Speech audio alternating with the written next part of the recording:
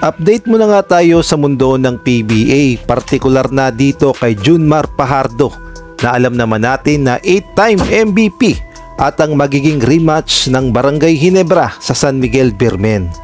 Sa naging vlog nga ng PBA Moto Club na napag-usapan nga nila Rico Mayor Hoffer at itong si JJ Helterbrand ang status nga ni Abay Junmar Fajardo at kung paano niya nakuha ang kanyang 8-time MVP sa PBA. At ang muling paghaharap ng San Miguel Birmen at ng Barangay Ginebra, mamaya na nga yan. Ngunit bago tayo magpatuloy, pakipindot naman ang like, subscribe at ang notification bell para updated ka sa lahat ng aking ina-upload. At kung gusto mong magpa-member sa aking channel ay pindutin mo lamang ang join at automatic ka na sa mga shoutout. Tinalakay nga nila Rico Mayor Hoffer at JJ Helterbrand ang pagiging 8-time MVP ni Junmar Fajardo na alam naman natin na isa sa pinakamalakas na center ngayon sa PBA. Ngunit ayon nga sa kanilang pag-uusap kung nagkataon daw na itong si Junmar Fajardo ay napunta sa mga prime na mas malalakas pa na mga center na kagaya na lamang nila Danny Sigel, Ali Pic, Eric Mek at Asi Taulaba.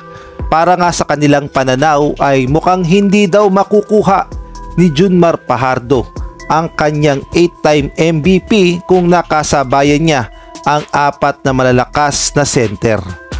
Ang sabi nga ni Rico Mayor Hoffer, kung nandoon sila Ali Pic, Eric Mek, Asi Taulaba, Andy Sigel, iba pang 2000s big, makaka 8 times ba na MVP ang Junmar Fajardo?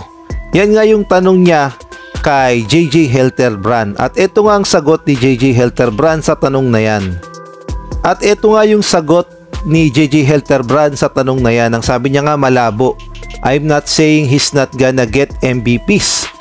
I'm just saying I don't think he will get 8 MVP, maybe 2 or 3.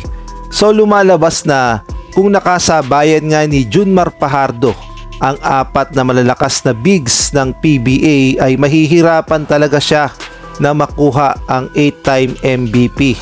At kung kayo ang tatanungin, sang-ayon ba kayo sa naging pananaw ni JJ Helterbrand na hindi kakayanin ni Abay na makuha ang 8-time MVP kung nakasabayan niya sila Ali Pic, Eric Mek, Danny Sigel at Asi Taulaba? Maaari kayong magbigay ng komento sa comment section. Samantalang rematch na mamaya ng Barangay Ginebra at San Miguel Birmen sa ganap na 7:30 PM sa Smart Araneta Coliseum.